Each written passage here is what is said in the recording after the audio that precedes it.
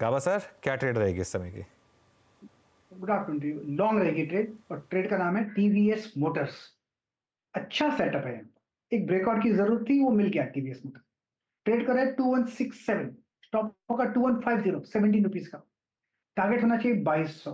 Yes, 2200 जाएगा, और आते दोनों में हायर जोन देखेंगे। टीवीएस मोटर्स अच्छा लग रहा है।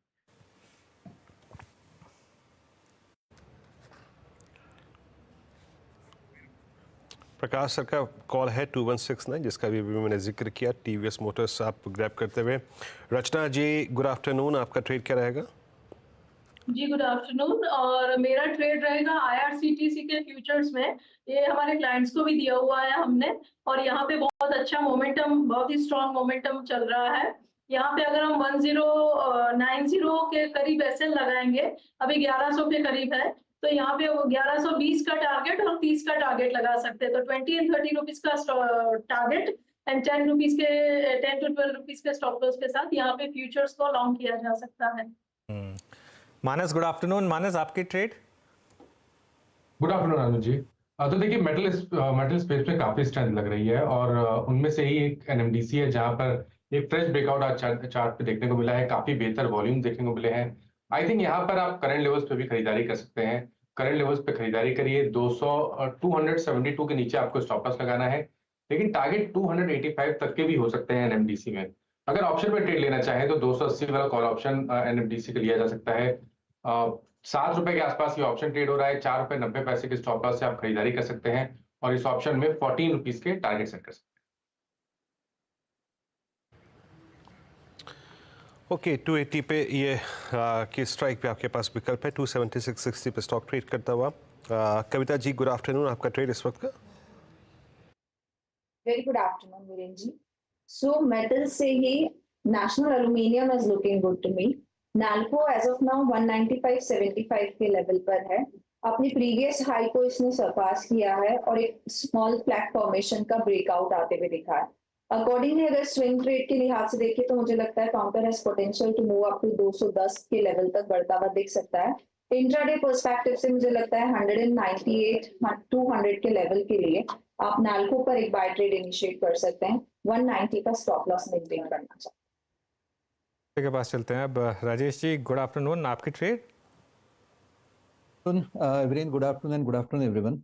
अनुज जी, देखिए मेरे नजर है अल्ट्राटेक पे। मुझे लगता है कि अल्ट्राटेक में एक बहुत ही क्लियर ब्रेकआउट हुआ है। जो रेजिस्टेंस है, जो क्लस्टर था, इसके ऊपर यह ट्रेड हो रहा है with rise in volume and fall in open interest. तो एक शॉर्ट कवरिंग मिलनी चाहिए। करीबन करीबन मुझे लगता है 10,100 से 10,200 का इसका टारगेट होगा। So at a level of 9,887 in future it's a buy. आपका स्टॉप लॉस जो रखना है वो कम से कम 9,800 के आसपास रखना पड़ेगा। 87 पॉइंट का स्टॉप लॉस रखना पड़ेगा। तो it's a buy in UltraTech. Rajesh Agarwal जुड़े हमारे साथ। राजेश जी, गुड आफ्टरनून, आपका पसंदीदा स्टॉक?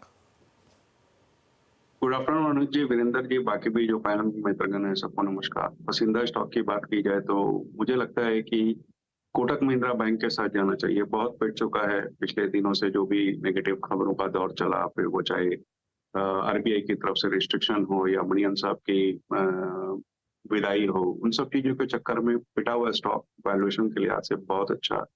इस तिमाही के नतीजे अच्छे आए थे। एडवांसेस में ग्रोथ मेंटेन की हुई थी, डिपॉजिट्स में ग्रोथ थी, सिक्वेंशियल मार्जिन्स में गेन आए थे। जो दिक्कतें आई आरबीआई के रिस्ट्रिक्शन से, उसे मैनेजमेंट ने सीधे सीधे कहा है कि 3-4% के आसपास पीवीटी लेवल पे उनको फेस करना पड़ सकता है दिक्कत। लेकिन वो मेरे हिसाब से ये वक्तिया बात है। आने वाले दिनों में जो आईटी की दिक्कतें हैं वो सॉल्व हो जाने के बाद रिस्ट्रिक्शन हट जाएंगे। ऐसा हमने बजाज फाइनेंस वगैरह में भी रिस्ट्रिक्शंस हटते हुए देखे हैं। उसके अलावा अगर आप देखो तो इनके जो सारे कॉस्ट है वो कंट्रोल में आ गए हैं। जो सब्सिडीज है, फिर वो भले आईएमसी की हो या इंश्योरेंस की हो या दूसरी सब्सिडीज हो, बहुत अच्छा कामकाज चल रही है। थोड़ी सी मध्यम अवधि 6-8 महीने कोई रखता है तो मुझे लगता है कि ये 1850-1900 रुपए तक बिल्कुल जा सकता है। तो यहाँ पे खरीदारी की सलाह रहेगी। खरीदारी की सलाह रहेगी। और राजेश जी, एक्चुअली 2 हफ्ते पहले मैंने आपसे ये सवाल पूछा था कोटक पर। उस दिन 52 वीक लो था, मुझे एग्जैक्टली याद है। और आपने उस दिन भी कहा था कि contract call buy for long term. 1549 था उस दिन रेट। 1544 का 52 वीक लो है, 1549 उस दिन रेट था। और तब आपने कहा था और आज आपने फिर रिपीट किया, तो वो कॉल आप वहाँ से 10% वैसे ऑलरेडी भाग चुका है कोटक महिंद्रा बैंक का, तो वो शानदार रहा वैसे आपका ट्रेड ऑलरेडी। चलिए कोटक महिंद्रा की बात की है तो महिंद्रा की बात कर लेते हैं अब। M&M, यहाँ पर क्या व्यू बन रहा है अब आपका राजेश जी? यहाँ बहुत बुलिश है, बावजूद इसके कि इतनी अच्छी रनअप हो गई है, लेकिन जिस तरीके के शानदार नतीजे आए, फिर वो पैसेंजर व्हीकल को लेकर के हो, इलेक्ट्रॉनिक व्हीकल को लेकर के हो, या सबसे बड़ी बात की जो इनके जो ऑर्डर इनफ्लोज है या ऑर्डर बैकलॉग चल रहा है उसको देखते हुए कैपेसिटी रैंप अप कर रहे हैं, उन सब चीजों से इनको फायदा होने वाला है। यस, थोड़ी सी ट्रैक्टर साइड से निराशा हुई है क्योंकि रबी की क्रॉप उतनी अच्छी आई नहीं थी, लेकिन मुझे लगता है कि वो भी आने वाले दिनों में जब मानसून ठीक ठाक आने लगेगा तो आने वाले जो 2-3 महीने हैं वहां पे ट्रैक्टर्स के नंबर्स भी ठीक आ जाएंगे। रूरल इकोनॉमी में बूस्टअप चल रहा है इलेक्शंस के बाद, मुझे लगता है वहां से थोड़े अच्छे नंबर्स आएंगे। तो यहाँ पे थोड़ी सी लंबी अवधि के लिए हमारा टारगेट इसमें 2900 रुपए का है। आज चूंकि इतना बढ़ गया है, 6.5-7% की बढ़त हो गई, तो मैं समझता हूँ कि जो मध्यम से लंबी अवधि के निवेशक हैं वो थोड़ा कूल ऑफ हो तो वहां पे खरीदारी कर सकते हैं। इंट्राडे ट्रेडिंग या फिर स्विंग ट्रेड के लिए यहाँ पे तो 50-60 रुपए का स्टॉप लॉस लगा करके लॉन्ग किया जा सकता है। ओके, चलिए तो ये हो गई M&M की बात। कुछ और स्टॉक्स की बात कर लेते हैं। अब एक बार जरा क्रॉम्पटन कंज्यूमर की बात करते हैं, क्योंकि आज का stock of the day open interest chart अगर आप देखें तो सबसे ज़्यादा बिल्डअप इसी में हुआ, करीब करीब 30% का बिल्डअप है यहाँ पर। उसके बाद डिक्सन टेक 25-26% पर। टेक्निकल और फंडामेंटल दोनों व्यू ले लेते हैं क्रॉम्पटन पर। पहले तो टेक्निकल व्यू ले लेते हैं इसके ऊपर एक बार। राजेश जी, क्या नेक्स्ट टारगेट्स होंगे क्रॉम्पटन में अब?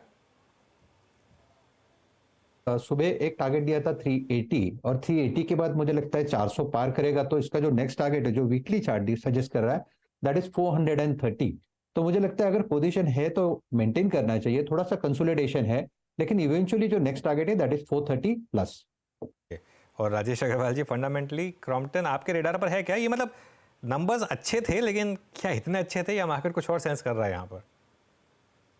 देखिए, कुछ और सेंस कर रहे हैं वो, आपने सही कहा। कुछ लोगों की ऐसी खबरें निकल कर आ रही कि शायद टेक ओवर वगैरह की कोई कहानी हो, अभी कहना थोड़ा मुहाल है, लेकिन अर्निंग्स जो आई वो बेटर आई। मार्जिन्स के फ्रंट में थोड़ी दिक्कत देखने को बिल्कुल मिली, लेकिन मुझे लगता है कि जिस तरीके से रॉ मटेरियल प्राइसेस वगैरह हो रहे हैं या प्राइस हाइक्स ले रहे हैं, आने वाले दिनों में नंबर्स और थोड़े बेहतर होते हुए आएंगे, या फिर कोई कॉर्पोरेट एक्शन होता है तो एक बड़ी जंप देखने को मिलेगी। लेकिन मुझे लगता है कि जिस तरह की डिमांड रियल एस्टेट वगैरह में निकल कर आ रही है, हमने देखा है कि डीएलएफ वगैरह में लगातार ऐसे खबरें आई कि उनके जो प्रीमियम हाउसिंग थे हाथों हाथ बिक गए। तो जाहिर सी बात है कि ऐसी जो कंपनियां हैं, फिर वो क्रॉम्पटन हो, हैवेल्स हो, पॉलीकैब हो, इन सबके नंबर्स आगे आने वाले दिनों में अच्छे लग रहे हैं। तो बिल्कुल यहाँ पे कोई मध्यम से लंबी अवधि के निवेशक हो तो एक बार लॉन्ग कर सकते हैं। जी, अच्छा, अभी राजेश